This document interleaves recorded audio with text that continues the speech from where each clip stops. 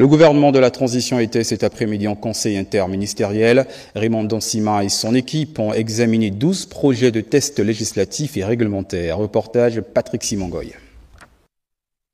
Ce sont 12 projets de textes législatifs et réglementaires qui ont été examinés ce mercredi 26 mars 2025 par le Premier ministre chef du gouvernement de la transition, Raymond Donsima et son équipe. 12 projets de textes aussi importants les uns que les autres, dont 7 projets de décret, 3 projets de loi et 2 projets d'ordonnance. Les 12 projets de décret examinés sont relatifs au classement de la zone de la Lekedi en réserve de faune, à l'intervention et aux moyens de mise en œuvre de services de recherche et de sauvetage des aéronefs en détresse au Gabon, au programme d'autonomisation des jeunes Gabonais, aux conditions de subvention des associations sportives agréées au Gabon, à la demande, à la délivrance, à la suspension et au retrait de l'agrément technique des associations sportives en République gabonaise. Parmi les projets d'ordonnance et de loi examinés, on retient ceux portant création de l'Université numérique du Gabon et ratification du statut de l'Union des télécommunications des États islamiques